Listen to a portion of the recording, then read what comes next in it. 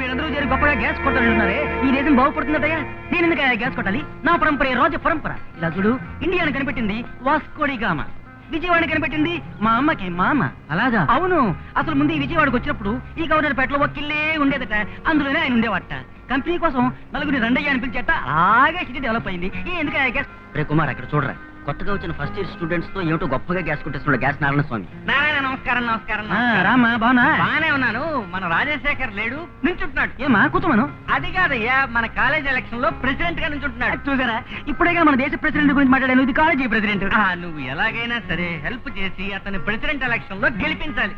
నేనా? అవును. నేనా? అవును. అయ్యయ్యా, ఏంటయ్యా పచ్చగన పచ్చిలాగా? నేను సహాయం చేయడానికి ఏం లేదు. ఇప్పుడే ఎక్స్పో 88 కోసం నేను జపాన్ వెళ్ళబోతున్నానే. ఎందుకు? అక్కడ ఒక పెద్ద ప్రాబ్లం. అక్కడ జైంట్ వీల్ ఒకటి ఉంది. అవును. దాని అడుగున ఒక నట్టు ఊడిపోయింది. దానికోసం నన్ను రమ్మంటున్నారు. చాలా తప్పు. ఇది నట్టు ఊడిపోవడం. అది కాదయ్యా, నువ్వే వెళ్ళాలి. మాట్లాడకూడదు, నువ్వే హెల్ప్ చేయాలి. నన్ను హెల్ప్ చేయమని అందరూ అడుగుతున్నారు, కానీ నాకు హెల్ప్ చేయడానికి అంతే కదా. నీ ఖర్చుకి ఎంత కావాలన్నా రాజశేఖర్ ఖర్చు ఎంతైనా సరే నేను చెప్పరే, మన రాజశేఖర్ జయించినట్టే ఓట్ ఫర్ రాజశేఖర్. సోదరులారా, సోదరీమణులారా, అందరికీ నమస్కారం. నేను ఈ రోజు ఆఫ్రికాలో స్టూడెంట్ కాన్ఫరెన్స్ లో ఉండవలసిన వాడిని. అది వదిలి ఇక్కడికి ఎందుకు వచ్చాను? మన రాజా గురించి మాట్లాడడానికి వచ్చాను. ఇప్పుడు తెలుగుదేశంలో నిరుద్యోగం విలయతాండవం చేస్తోంది. అది అడిగిట్టేందుకో మార్గం చెప్తాను వినండి. ఈ రోజు ఏ విద్యార్థి పరీక్ష రాసినా కూడా అతను సమాధానం రాస్తున్నాడో లేదో అనవసరం. అతను పరీక్ష పాస్ అవ్వాలి, డిగ్రీ ఇచ్చి తీరాలన్నదే మన లక్ష్యం. మిమ్మల్ని అందరినీ సోమరిపోతులు చేయడానికా? కాదు, మీరు అసలే సోమరిపోతులని వాళ్ళందరికీ ముందే తెలుసు. నన్ను మీరు ఎన్నుకుంటే తాడులాగి కొండను పడగొడతాను, సముద్రం నడిచి చూపిస్తాను అని గాలి కబుర్లు నేను చెప్పను. నా వల్ల చేతనైంది నేను చేస్తాను. మీ మంచి ఆశయాలన్నీ నిర్వాహకులతో చెప్పి మీ భవిష్యత్తు బాగుపడేలా పాటుపడతాను. ఉద్యోగాలు పెడితే ఏమడుగుతున్నారు? ఎంఏ చదివేవా, బిఏ చదివేవా అని అడుగుతున్నారు. ఎంఏకి ఒక పోస్టు, బిఏకి ఒక పోస్టు. పోస్ట్ అంటే ఏమిటి? స్తంభం.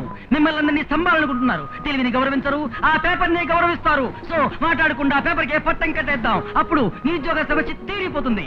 ఆ సమస్యని అన్నగారు తీర్చగలిగారంటే ఆయనకి నోబెల్ ప్రైజ్ దొరుకుతుంది. నోబెల్ ప్రైజ్ దొరుకుతుంది. ఆలోచించండి. నోబెల్ ప్రైజ్ తీసుకోబోయే రాజశేఖర్ మీకు కావాలా, లేక చీర సింగారించి ఎవరి చేతనో తాళి కట్టించుకుని వంట చేయబోయే రాణి కావాలా? రాజశేఖర, Rani. Vote for Rani, vote for Rani. నమస్కారం, నమస్కారం. మా ప్రాణాలు తీసి ఆడపిల్లలారా, సోదరీమణులారా, అందరికీ నమస్కారం. ఈ అన్యాయాన్ని చూడండి. స్త్రీ జాతి కోసం పోరాడతాను అని చెప్పి ఈ అమ్మాయిలాగా డ్రెస్ చేసుకుందా చూడండి. పైన ఒక దోమతెర, కింద ఒక బఫూన్ ప్యాంటు. అంటే ఇది ఒక వన్నెల విసిరేకర్ర. దీనిగా ఓటు వైపోతున్నారు. ఆడవాళ్ళు ముందుకు రావాలి, నేను కాదండం లేదు. ఎంతో మంది ఆడపిల్లల్ని నేనే ముందుకు తీసుకొచ్చాం, కానీ స్వతహాగా కష్టపడి వచ్చారా? ఎందుకు పక్కన మగ తోడు పెట్టుకుంది అంటే మగవాళ్ళకే పవర్ ఎక్కువ. అందుకని చెప్తున్నాను సోదరీమణులారా, నీ ఓటు రాజశేఖర్కి. Vote for Rajasekhar. చైతే ఓట్ ఫర్ రాజశేఖర్. మీరు చెయ్యొద్దు. Vote for Rajasekhar. కానీ నా ఓటు నీకే వేస్తారు. మీరు చేతి అమ్మా, వదిలేమ్మా. Vote for Rajasekhar. Friends, don't forget vote for Rani. Please select and elect vote for Rani. దయచేసి మర్చిపోకండి. నేను చెప్పేది వినండి. రాజశేఖర్కి ఓటు వేయండి. అతని దేశానికి ప్రెసిడెంట్ కాబోతున్నాడు. అతను మాత్రం ప్రెసిడెంట్ గా వచ్చేస్తే మిమ్మల్ని అందరినీ మంత్రులు చేసేస్తాడు. నీకో శాఖ, నీకో శాఖ, నీకో శాఖ, నీకో శాఖ, అందరికీ తలో శాఖ. Vote for vote for vote for vote for vote for vote for vote for vote for vote for. Madam, నిన్ను చూసి నేను చాలా జాలి పడుతున్నాను. పాప, నువ్వు ఆడపిల్లది. ఇలాగైనా నువ్వు ఎలక్షన్ లో ఓడిపోతావు. ఓడిపోయి ఇంటికి వెళ్ళి అయ్యో అని ఏడుస్తావు. ఆడపిల్ల ఏడవడం చూస్తుంటే మేము ఊరుకోలేము, పరిగెత్తుకుంటూ వచ్చి పట్టుకుంటాం. మీరంతా ఆడపిల్లలా? నేను ఆడపిల్లలు అన్నాను, అందుకే అంటున్నాను. నువ్వు మాట్లాడుకున్నా విరమించుకో. మేడం, మీరు పోటీ చేయకుండా విరమించుకునేట్టయితే ఎంత డబ్బు ఇవ్వడానికైనా సరే మా గురువు రెడీ. గురువు తీసి పారేయండి. ఊరంతా కొల్లగొట్టి సంపాదించిన నీ డబ్బు నాకు అక్కర్లేదు. నువ్వెవరో, ఆ డబ్బు ఎలా సంపాదించావో నాకు తెలుసు. నీ గర్వం అణచాలనే నేను ఎలక్షన్ లో నుంచున్నాను.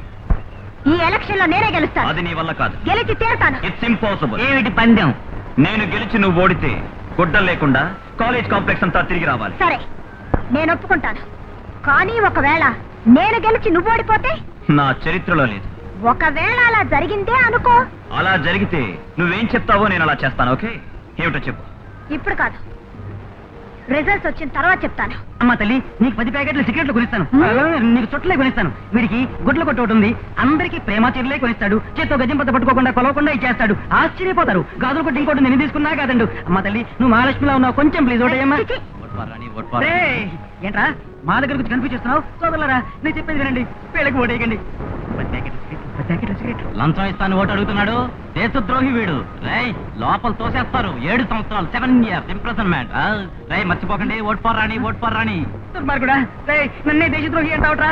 అయ్యో నా పరంపర గురించి తెలియకుని మాట్లాడుతాడే. మా తాత ఎవరు తెలుసా? మా అవ్వకి మగుడు సడన్ గా పోయాడు. అయ్యో రిజల్ట్ ఇప్పుడే చెప్పేస్తున్నారే. సోదరులారా, ఇందు మూలంగా తెలియజేసేది ఏమిటంటే ఎలక్షన్లు జయప్రదంగా ముగించాం.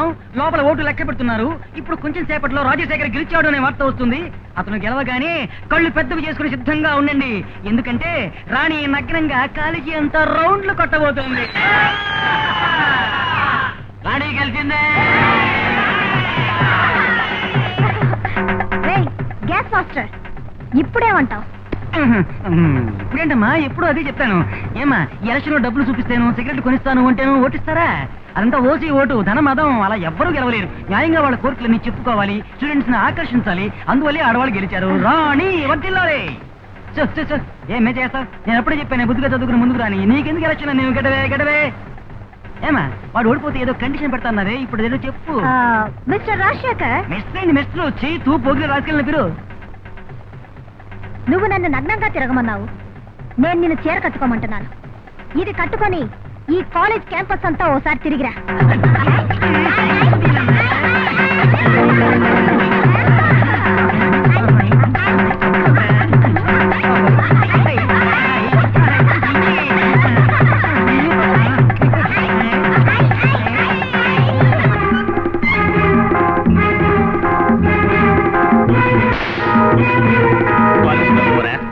మన ఆస్తి ఏమిటి, అంతస్తు ఏమిటి?